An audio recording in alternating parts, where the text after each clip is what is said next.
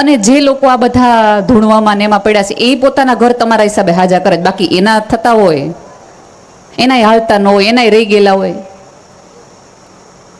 જે તમારી સામે દેખાતી નથી એ ચેતનામાં એટલી શ્રદ્ધા રાખો. સાહેબ, સાચા દિલથી એકાદ આંસુ પાડીને દીવો કરીને માગો તો આવીને ઊભી રહીએ. એમાં તમારે કોઈ વચેટિયાની જરૂર નથી. રાધર પૂરી સભાનતાપૂર્વક કહું છું, હિન્દુ ધર્મ એક જ એવો છે કે જેને કોઈ વચેટિયા રાખ્યા નથી. સીધો સંપર્ક મારો ને એનો, વાયા વાયા કાંઈ નહીં જોઈએ. તો આટલા બધાની વચ્ચે અને મને દુઃખ ત્યારે થાય કે એક ભણેલ ગણેલ માણસ, ગ્રેજ્યુએટ થઈ ગયેલ માણસ, એન્જિનિયર ડોક્ટર થયેલો માણસ ત્યાં જઈને એમ કે દોરું બાંધી દો ને તો મને વિઝા લાગી જાય. તો ઈ નો વયો ગયો હોય, અહીંયા હુકમે દાણા નાખવા રહીએ. એના 4 જુવારના દાણા નાખવાથી વિઝા મળી જાય, ન્યા ન જાય? આખા કુટુંબનું ન કરાવી લીધો હોય પિયર ત્યાં? થોડીક ઉપરવાળાએ આપી છે. જો મારા બાળકોને તો આપી નથી ને એટલે મારે સ્કૂલ ચલાવવી પડે છે, તમને દીધીશ. અને બુદ્ધિની સાચી વ્યાખ્યા એ જ છે કે તમને તમારું સાચું ને ખોટું ખબર પડે, બીજું કાંઈ નહીં. તમને ભણાવીએ છીએ એટલા માટે, ગણાવીએ છીએ એટલા માટે કે તમને સમજાય. અને ક્યારેક એવું બને કે વૃદ્ધ લોકો, મેં ઘણી વખત એવું જોયું છે કે વૃદ્ધ લોકો એમ કે ના ના આપણે કુળદેવી સિવાય કોઈને ન મનાય. ત્યારે ઓલા ભણેલ ગણેલ એમ કે ના ના એનું હત બહુ છે, તમને શું ખબર કેટલાના કામ કરી દે. કામ કરી દે ને કારકુન કહેવાય, ભગવાન ન કહેવાય. સમજો થોડી વસ્તુ. અને પછી આપણે ફરિયાદ કરીએ કે ખબર નહીં અત્યારના છોકરાઓને વિદેશ જ વયું જવું, તો હું એ ધૂણવા હટો રહીએ, આ જો અહીંયા રહીએ, વયા જ જાય. સૌથી મોટી એક બીજી આપણી સમસ્યા એ છે કે યુથને અત્યારે ભારતમાં રહેવું નથી. હજી મારે ત્રીજો જ દિવસ છે હું કેનેડાથી આવી છું. ત્યાંના કેટલાય છોકરા છોકરીઓને પર્સનલી મળીને આવી છું, કારણ કે ત્યાં સેટરડે સન્ડે કાર્યક્રમો હોય, બાકીના દિવસે તમે ફ્રીમાં હો. ત્યારે કેટલાય મા બાપોએ ફોન કરીને કીધું કે બેન મારા દીકરાને સાહેબ મળો ને, બોલતો નથી. મારી દીકરીને પૂછી જુઓ ને કંઈક છુપાવતી હોય ને એવું લાગે છે. પહેલાં તો અહીંયા બેઠેલા તમામ મા બાપને એક હાથ જોડીને વિનંતી કરું કે 12મા ધોરણ પછી તરત તમારા સંતાનને વિદેશ ન મોકલી દો, કારણ કે એ તાજું લોહી છે, સાવ નવું, કે જેને હજી કોઈ સમજ નથી સાચું ખોટું કોને કહેવાય, ફ્રીડમ કોને કહેવાય, આ કરાય કે ન કરાય એ સમજ ન હોય ને તમે ત્યાં મોકલી દો. અને સરસ મજાનું ખુલ્લું વાતાવરણ જોવે, સિગરેટના ધુમાડા જોવે, ડ્રગ્સના રવાડા જોવે, આઈફોનની જલસા જોવે, નાઇટ પાર્ટી જોવે. અને ઓલા 12 સાયન્સ સુધી ઓલા દબાવીને જે સ્પ્રિંગ રાખી હોય, કોલેજ કરચલ જીવવાની ઈચ્છા થતી હોય, એને કરવું છે એવું નથી, પણ એ વાતાવરણ એવું થઈ જાય છે. એના બદલે ગ્રેજ્યુએશન થઈ ગયું હોય તો એ બાળક મેચ્યોર થોડુંક થઈ ગયું હોય, એને થોડીક સમજ થઈ ગઈ હોય, પોતાની જાતને સ્ટ્રીમલાઇન કરી હોય. અને બીજી એક મોટી લોકો આપણે બધા ફરિયાદી કરે કે ન્યા જોઈને બેન છે ને 18 કલાક કામ કરે, ન્યા કચરા પોતા કરે, ન્યા રસોઈ કરે, પણ અહીંયા એકેય કામ ન કરે. શું કામ ન કરે? એની માટે આપણો સમાજ જ જવાબદાર છે. ત્યાંથી આટલું કરી અને ડોલર લાવે તો આપણે કે વાહ વાહ કેનેડાથી આવ્યો, કેનેડાથી અમેરિકાથી આવ્યો. એનો એ વ્યક્તિ ધારો કે એન્જિનિયર હોય, ગ્રેજ્યુએશન હોય, MBA કર્યું હોય અને બીજી કોઈ નોકરી કરતી હોય, અથવા તો અહીંયા માનો કે ત્યાં એ શોપમાં કામ કરતો હોય ને અહીંયા કોઈ કરિયાણાવાળાની દુકાને બાપુજીને ત્યાં કામ કરતો હોય, તો આપણે જ બધા કહીએ આ હું ભણ્યા લ્યો, MBA કર્યું તે કરિયાણાની દુકાને બેહવું પડે, આવા ભણાય જ નહીં. એટલે હું છોકરા સાંભળવા હટો અહીંયા રહીએ? આમાં સમાજ જવાબદાર છે, છોકરા જરાય જવાબદાર નથી વિદેશ વયા જવા માટે.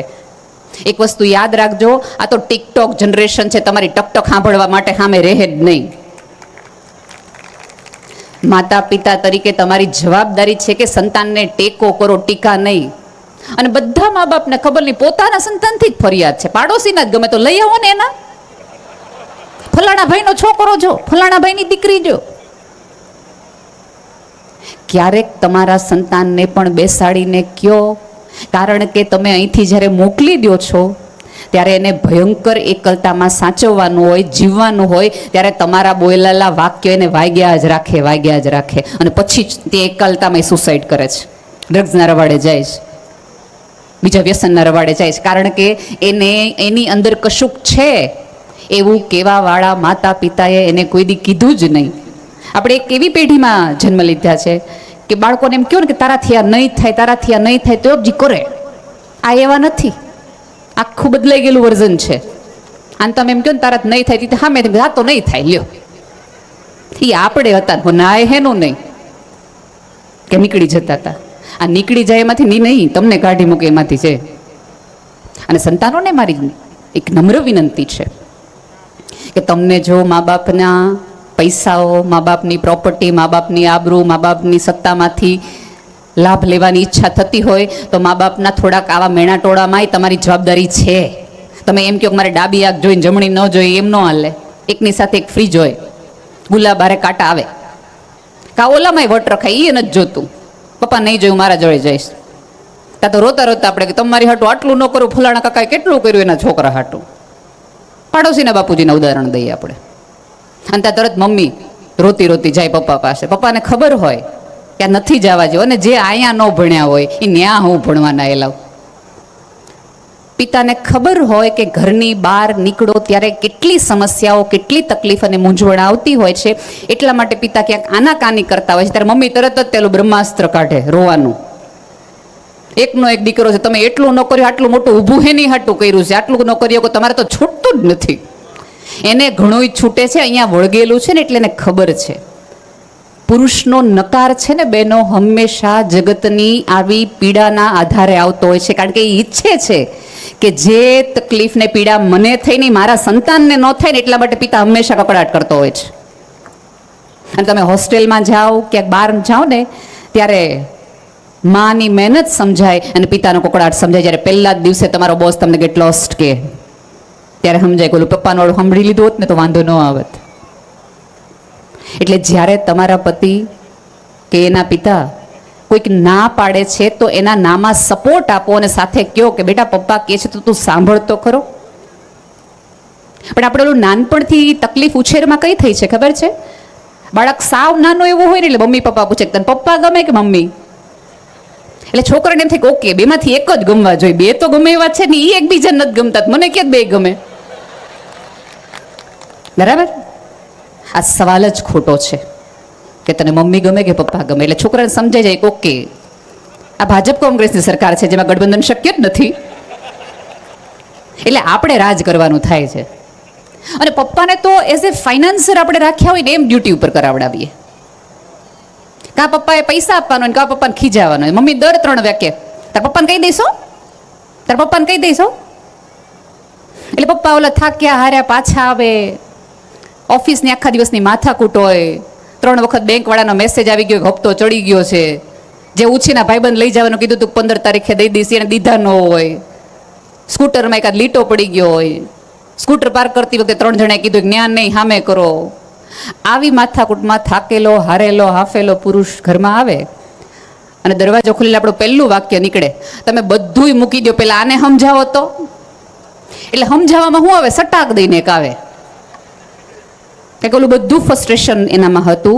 અને પછી છોકરાને એમ થાય કે આ મારવા હાટું હુકમ ઘરે આવતા છે, ત્યાં રહેતા હોય તો ઓફિસમાં. એટલે રોતું રોતું બાળક છે એ મા પાસે રસોડામાં જાય. એટલે મા પાછો સરસ વાળ સરખા કરીને પોતાના છેડાથી આંસુ લૂછીને એમ કીધું, મેં તને કીધું તું ને તોફાન કરમાં પપ્પા ખીજાશે. એટલે પણ તમે એને કીધું કાને ખીજાવ. મા તરીકે તમારી જવાબદારી છે કે જ્યારે તમારા બાળકને એના પિતા ખીજાતા હોય ત્યારે એને કહો કે બેટા તું માન જ એટલા ખોટા અને ખરાબ તારા પપ્પા નથી, તારા કરતાં ખરેખર એને દિવાળી વધુ જોઈએ છે. એને થોડીક તો ખબર પડતી હશે ને. પણ આ તો જ્યારે સંતાન પિતાની ફરિયાદ કરે એટલે આપણે એમ કે એનો સ્વભાવ પહેલેથી આવો છે, તને ક્યાં નથી ખબર? મેં અનેક વાર કેટલા એવા પિતાઓ જોયા છે કે જ્યારે સંતાન માની ફરિયાદ પિતા પાસે કરે ને ત્યારે પિતા એમ કે તારે કહેવાની જરૂર નથી હો, એ તારી માં થાય છે. ત્યારે પુરુષ એક કવચનો રોલ લઈ લે છે. એક વસ્તુ યાદ રાખજો, જગતની મોટામાં મોટી તકલીફ એ છે કે તલવારો છે ને મારી નાખો કાપી નાખો ના બહુ જ મોટા ઉદાહરણ દેવાય, પણ જે ઢાલ બનીને રહીએ ને એનું કોઈ ઉદાહરણ ન દે. સાચી તો જરૂરિયાત ઢાલવાળાની હતી, જેને તે કે તલવારના ઘા તમને લાગવા ન દીધા. તમારા ઘરનો પુરુષ એ તમારી આવી ઢાલ છે કે જગતના, સમયના, સ્થિતિના, સમાજના કોઈ પણ પ્રકારની તલવાર તમારા ઉપર નહીં, તમારા કુટુંબની, તમારી 7 પેઢી આવતી બેસીને ખાઈ શકે ને એની માટે આ બધા ધોળાકા થયા છે. અને તમને એવું લાગતું હોય કે પુરુષો બહુ જ આગળ છે, બહુ જ આગળ છે. બહેનો, પુરુષો ભવિષ્ય જોવે છે અને સ્ત્રીઓ અરીસો જોવે છે, એટલા માટે આગળ છે. આપણે તો સહેજ શરીર મોટું થઈ જાય, વાળ ધોળા થઈ જાય તો આપણે હવે ક્યાં જીવવા જેવું થયું, જો ને ઉંમર થઈ ગઈ. તમને આજ સુધી તમે ક્યાંય છાપામાં વાંચ્યું છે કે ભાઈઓના વાળ વયા જવાના કારણે ભાઈઓ ડિપ્રેશન આવી ગયું હોય? એક ભાઈએ ઘરની બહાર નીકળવાનું બંધ કરી દીધું, એનું શરીર વધી ગયું. તો એમને એમના શરીરથી એક પણ પ્રકારની ફરિયાદ નથી, એટલે જીવનમાં એ ઘણાય કામ કરી શકે છે. જે દિવસે સ્ત્રી પોતાના શરીર સાથેની ફરિયાદો કરવાનું બંધ કરી દેશે, એ દિવસે એ પણ એ લેવલમાં હશે. અત્યારે ધારો કે મેં કોઈક બેનને હું મળું અને એમ કહું તમે બહુ સરસ લાગો છો, એટલે પહેલું એનું વાક્ય હું પહેલા જેવી નથી લાગતી, હવે એ તો હમણાં વધી ગયું છે. એટલે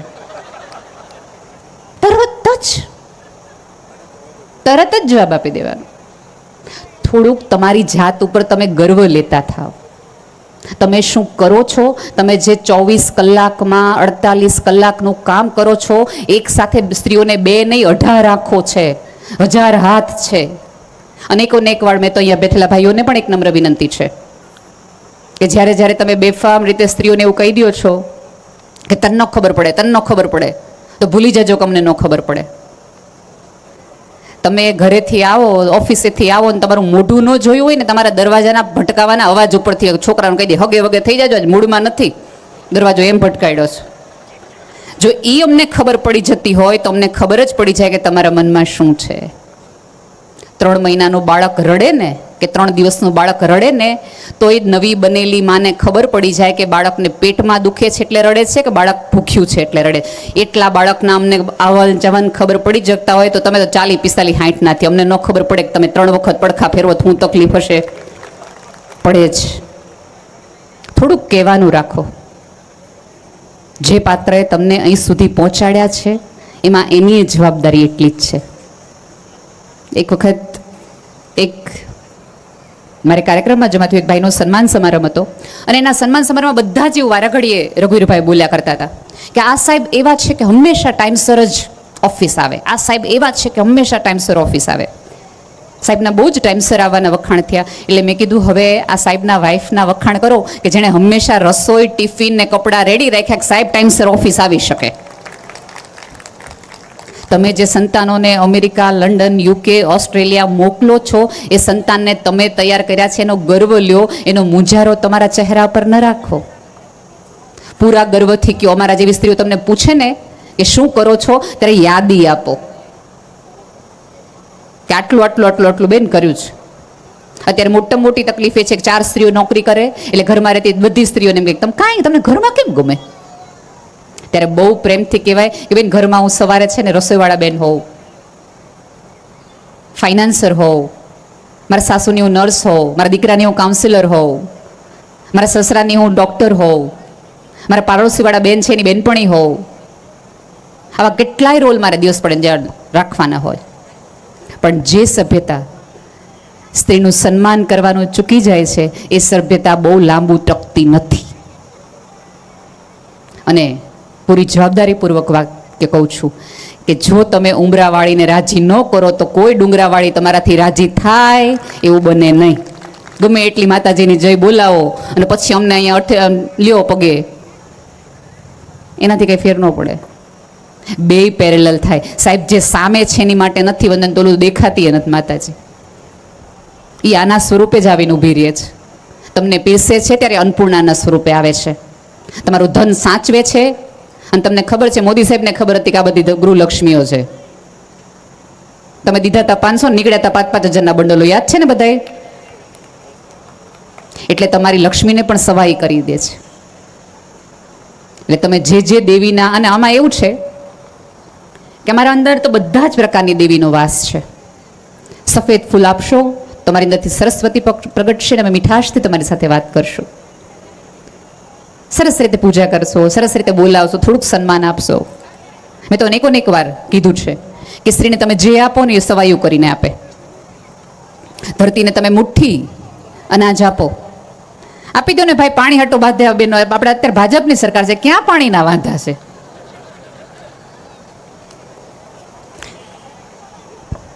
આ સંસ્કારની વાતો થતી દેખાડી દીધું, પાણી હટવું તો મેં કરીએ જ તે. સો બહેનોને તમે જે આપો એ ડબલ કરીને આપે. ધરતીને તમે કણ આપો, મુઠ્ઠીભર અનાજ, અને આખું વર્ષ ચાલે એટલું એ તમને ધાન આપે. ગાયને તમે ઘાસ આપો એ તમને દૂધ આપે. સ્ત્રીને તમે મકાન આપો એ તમને ઘર કરીને આપે. સ્ત્રીને તમે ક્ષણ આપો એ તમને સંતાન આપે. એનો અર્થ એ છે કે ઉપરવાળાએ અમારી સિસ્ટમ જ એવી બનાવી છે કે તમે અમને જે આપશો એ અમે તમને સવાયું કરીને આપીએ. તમે અમને સન્માન આપો, 2 ગણું આપીએ. તમે અમને પ્રેમ આપો, થોડોક અનહદ આપીએ. પણ તમે ગુસ્સો કરો એ ડબલ આપીએ. કારણ કે તમારે જે જોતો હોય તમારે અમને દેવું. બધા જ પ્રકારની દેવીઓનો મારી અંદર વાસ છે. તમારે જે દેવીના દર્શન કરવા હોય એ પ્રમાણે અમારે વ્યવહાર કરવો. મા કાળી અમારી અંદરથી જ પ્રગટે, બધા જ પ્રકારનું પ્રગટે. જ્યારે જ્યારે વાતો સ્ત્રીના સન્માનની, પુરુષની આવડતની, આ બંને ભેગા થાય ને તો જ સમાજ સ્વસ્થ બને. તમારા સંતાનો ઈચ્છતા હોય કે બહાર ન જાય તો એને ઘરમાં રહેવું ગમવું જોઈએ, એવું વાતાવરણ તમારે બનાવવું જોઈએ. એમને શું કામ વિદેશ વધુ જવું ગમે છે? કારણ કે ત્યાંનું ઘરનું વાતાવરણ એવું છે, થોડી ફ્રીડમ એવી છે. તો આપણે થોડીક આપીએ એમને, થોડીક એમની વિચારધારા પ્રમાણે જીવવાનો પ્રયાસ કરીએ. થોડુંક કે એમ પણ કહીએ, 2 વખત એમની યારે પિઝા ખાધા હશે ને તો એ 4થી વખત તમારી યાર રોટલો ખાશે. પણ પહેલી પિઝા લીધો એ ભેગો જ કકડાટ શરૂ કર્યો ને તે નક્કી કરશે કે આની સામે સાંભળવાનું થતું જ નથી, આની આગળ જવાનું કરતું જ નથી. એટલે તમે જો જ્યારે જ્યારે વિદેશ જાય છે ત્યારે મહિનાઓ સુધી કોમ્યુનિકેશન ઓછું રાખે છે. કારણ કે અહીંયા આવી ગયા હોય આપણી સલાહોથી. અને આપણે વિચારધારા એવી કરી નાખી. અને એમાંય આપણો વાંક એ છે કે જેટલી શ્રદ્ધા એમને ગૂગલ પર છે એટલી દાદાજી પર નથી. કારણ કે જ્યારે દાદા દાદી આપણા ઘરમાં વૃદ્ધ હોય એની સાથે આપણે વ્યવહાર એવો કરીએ છીએ એટલે સંતાનોને એમ થાય છે કે ઓકે, જ્યારે માણસને વાળ ધોળાવે, કરચલીઓ પડે પછી નકામો થઈ જાય છે. કારણ કે આપણે બિહેવ એવું કરીએ છીએ. એક વખત મને ખબર નથી તમારે ત્યાં અહીંયા લગ્નની કેવી સમસ્યાઓ છે, અમારી સાઈડ તો છે. હું તો ઘણી વાર કહું છું કે પહેલાં છોકરાઓને રમતા હોય ત્યારે પૂછીએ ને કે બેટા મામાનું ઘર ક્યાં? તો એમ કે અમરેલી, જુનાગઢ, ભાવનગર, માણાવદર એવું બધું. પણ અત્યારે પૂછો તો કે દાણોન, મધ્યપ્રદેશ ને યુપી ને એ બધું. મામાના ઘરો બદલાઈ ગયા, આખી સભ્યતા બદલાઈ ગઈ, એટલી અઘરું થઈ ગયું છે. એટલે આવી રીતે એક છોકરાના લગ્ન જ નહોતા થતા. માંડ એક ભાઈ રાજી થયા દેવા હાટુ દીકરી દીધી કે.